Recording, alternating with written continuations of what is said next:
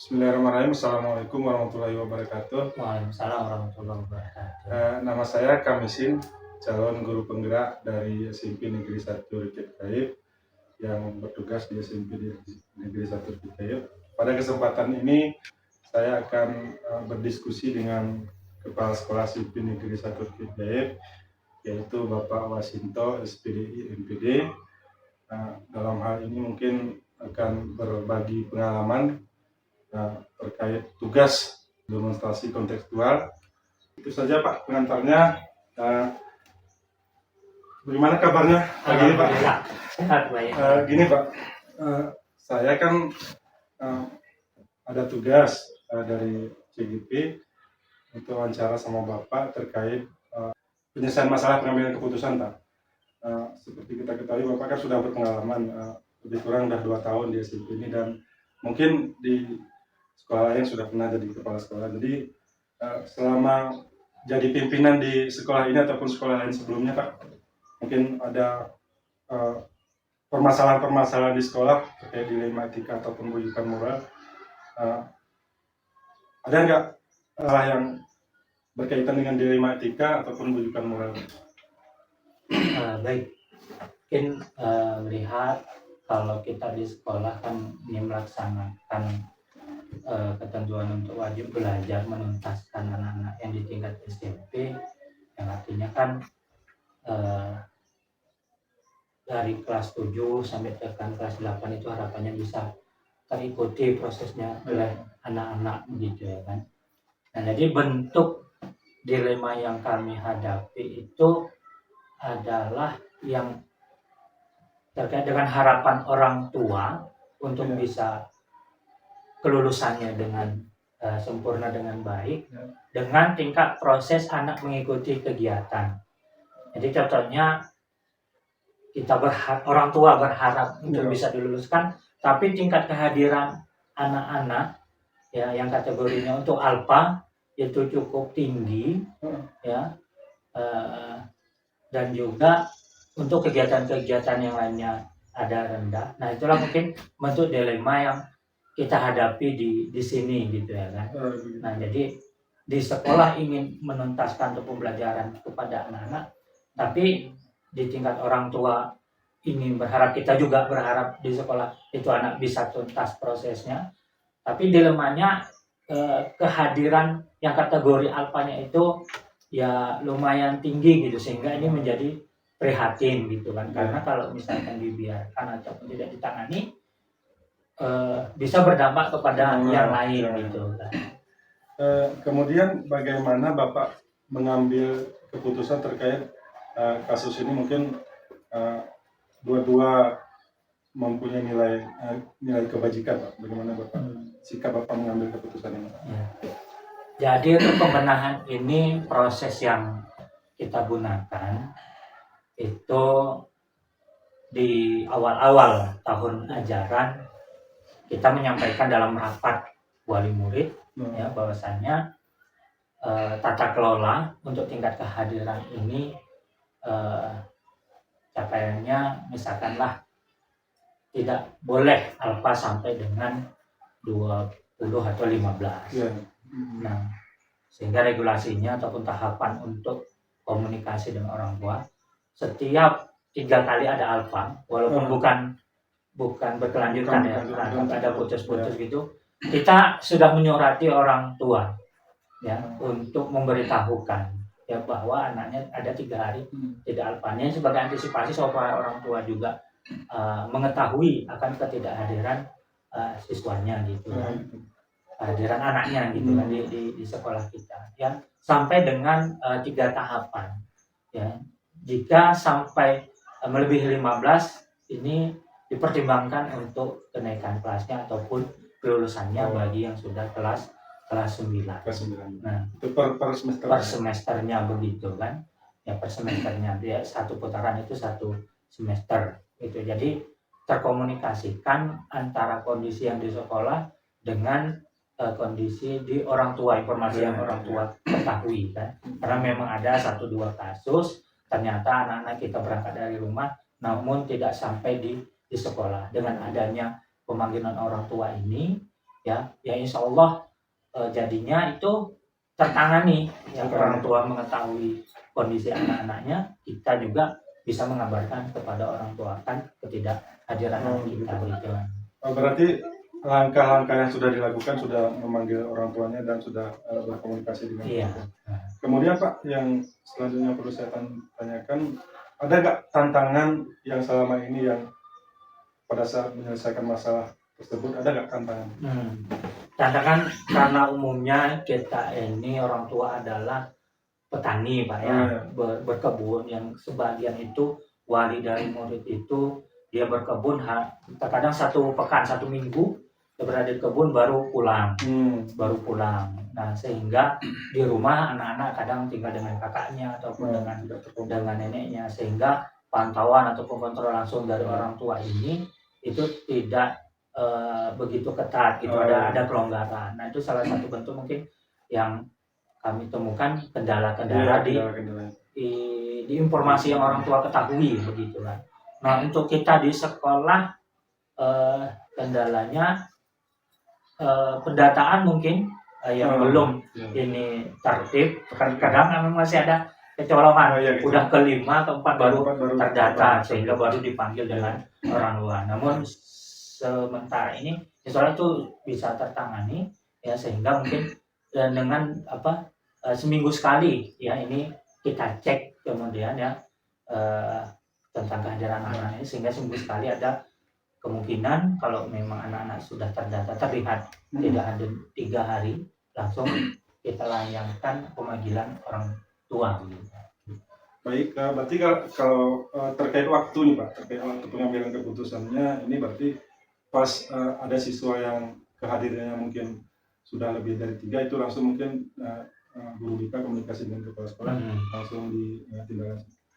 Kemudian Pak, siapa saja yang kira-kira terlibat dalam hal pengambilan keputusan ini Pak? Mungkin salah satunya guru atau ya sekolah, mungkin siapa saja Pak bisa komunikasi terkait untuk tahapan penataan mungkin di sekolah ini ya kan, untuk penanganan itu ya baik guru BK, wali kelas dan juga guru mata pelajaran, ataupun mungkin kita kan ada guru-guru yang tinggal di desa anak tersebut, yang bersangkutan langsung itu juga terlibat langsung ya untuk penanganan. Ya kemudian kalau memang sangat memprihatinkan terkait dengan perkembangan anak ini ya kita tetap juga melibatkan komite sekolah. Komite sekolah. Jadi artinya sebelum sekolah mungkin bertindak mengambil keputusan pada puncaknya, kalau memang sangat penting dan urgent, ini kita tetap melibatkan komite sekolah untuk mengambil pertimbangan untuk putusan bagaimana baiknya kepada anak-anak ini gitu kan. Jadi antara warga sekolah intensif kemudian berkembang dengan wali murid sendiri dan komite sekolah. Begitu Pak ya. Ini mungkin terakhir Pak, dari semua hal-hal yang Bapak sudah ceritakan kemudian terkait penanganan keputusan, mungkin ada sesuatu hal yang mau disampaikan terkait cerita pengambilan keputusan tadi Pak, pembelajaran yang bisa diambil dari hal yang sudah kita lakukan terkait pengambilan keputusan terkait kehadiran siswa tadi. Ya baik. Jadi meskipun untuk kita di sekolah dalam menjalankan kegiatan belajar mengajarnya ini lebih cenderungnya itu antara interaksi antara guru dengan siswa gitu ya kan.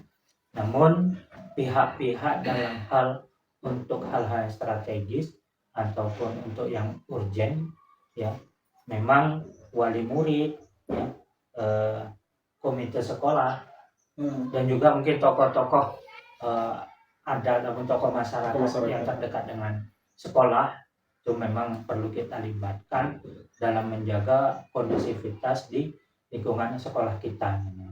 Karena dengan merangkul semuanya, insya Allah akan lebih terasa jadinya bahwa sekolah ini menjadi milik bersama. Ya bukan hanya kita guru, dewan guru yang ditugaskan di sini, tetapi juga masyarakat sekitar ini di saat kita melibatkan itu mereka menjadi memiliki tumbuh rasa memiliki gitu. Nah itu mungkin satu hal yang bisa kita anggap penting gitu. Baik Pak, terima kasih atas ilmunya yang sudah diberikan. Semoga ini jadi pembelajaran bagi kami sebagai calon guru praktik. Terima kasih banyak Pak sudah mengganggu waktunya. Lebih dan kurang saya mohon maaf Pak. Baik. Sekian diskusi wawancara dengan Kepala Sekolah SMP Negeri 1 Gaib. Mungkin ya, ini saja yang perlu saya sampaikan. Saya kira Assalamualaikum warahmatullahi wabarakatuh. Waalaikumsalam warahmatullahi wabarakatuh. Bismillahirrahmanirrahim. Assalamualaikum warahmatullahi wabarakatuh. Waalaikumsalam warahmatullahi wabarakatuh. Alhamdulillah pada kesempatan ini saya Kamisin, calon guru penggerak asal SMP Negeri 1 Rikit Gaib, akan mewawancarai Kepala Sekolah SD Negeri 1 Rikit Gaib, yaitu Pak Muhammad Esa SPD, untuk tugas demonstrasi kontekstual modul 3.1. Mohon izin waktunya Pak. Ya.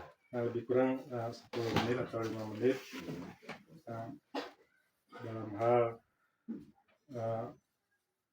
membuat tugas saya sebagai calon guru penggerak asal SMP Negeri 1 Rikit Gaib.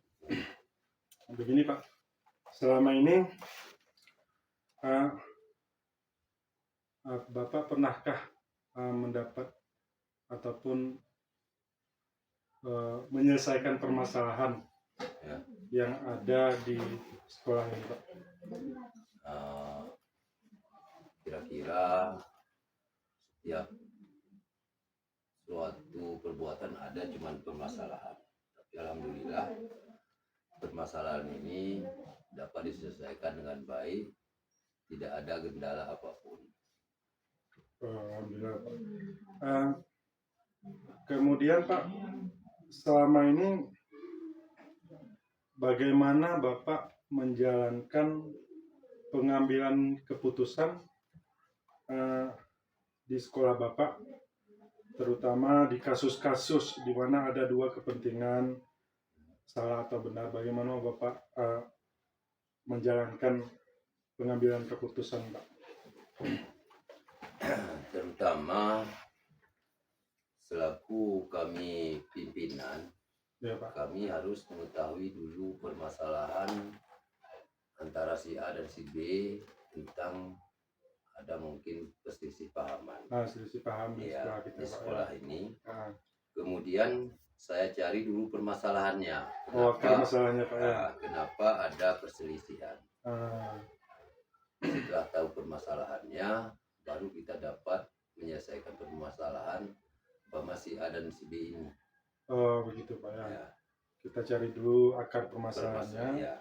untuk mempertimbangkan keputusan-keputusan yang akan diambil, begitu Pak. Ya. Selanjutnya Pak, selama ini yang sudah dilakukan prosedurnya seperti apa Pak dalam menjalankan pengambilan keputusan masalah tersebut?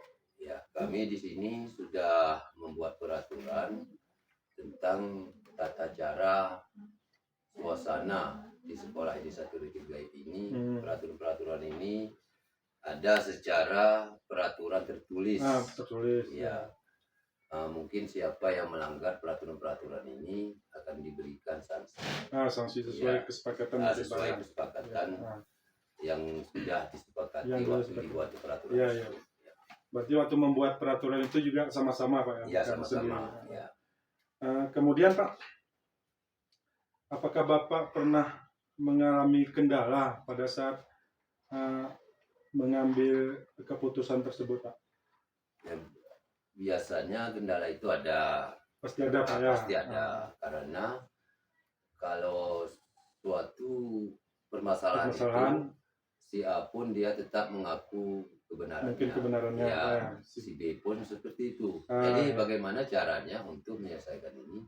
Kita ambil kebijakan untuk mufakat yang lebih baiknya. Yang lebih baiknya. Ya, karena kami di sini sudah buat peraturan itu karena agama Islam itu melarang berdam-daman selama 3 hari. Apabila orang itu tidak mau memaafkan seseorang itu, itu pasti mendapatkan kesalahan yang besar. Ini ya kami peraturan yang lebih. Artinya berarti apapun hasil musyawarah yang diputuskan, Nah, si si A, si A dan si B ini harus terima, kan harus seperti itu, harus Pak. diterima. Demi kebaikan Ya, demi bersama. kebaikan bersama di sekolah. Dan Ya. seperti kita ketahui memang agama pun sudah Ya. melarang. Batasnya cuma 3 hari 3 kita hari, boleh. ya.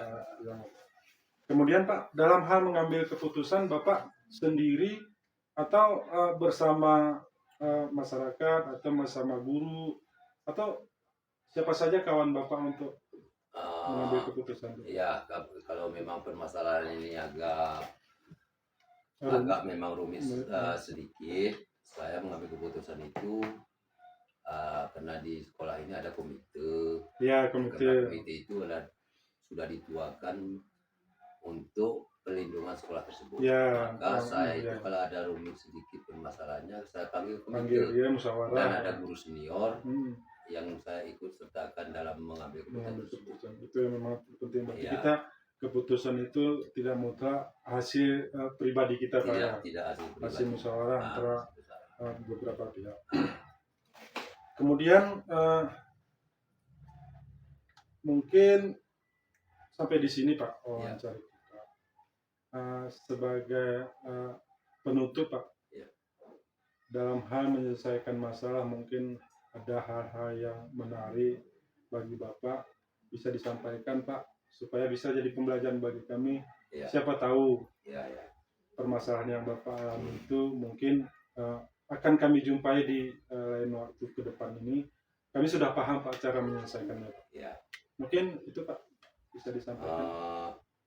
Setelah kami alami beberapa kasus atau permasalahan, Ya, Pak. kami mengambil yang terbaiknya. Salah satu umpamanya contoh untuk kasus seperti umpamanya kesalahpahaman moral, Ya. mungkin etika. Ya. Kemudian kami tetap melakukan hormat menghormati. Berarti itu pelajaran penting memang harus Ya. kita lakukan. ambil, Pak. Menghormati keputusan seseorang itu. Apabila keputusannya itu baik, maka kita gunakan untuk panduan kita. Apabila keputusannya itu kurang baik, maka kita ralat untuk kebaikan semua. Baik. Berarti itu pembelajaran yang bisa kita petik dari hasil diskusi. Terima kasih banyak, Pak, atas waktunya dan mohon maaf mengganggu. Ya, terima kasih. Mungkin suatu saat nanti Bapak pun menjadi umpamanya pimpinan untuk mengambil keputusan itu jangan gabah-gabah. Terima kasih, Pak. Pertimbangkan lebih baik mana yang terbaiknya nanti. Terima kasih. Terima kasih. Baik, ini saja diskusi kami dengan Bapak Muhammad Islah, Kepala SD Negeri 1 Bukit Gaib. Semoga bermanfaat. Saya akhiri. Assalamualaikum warahmatullahi wabarakatuh. Waalaikumsalam warahmatullahi wabarakatuh.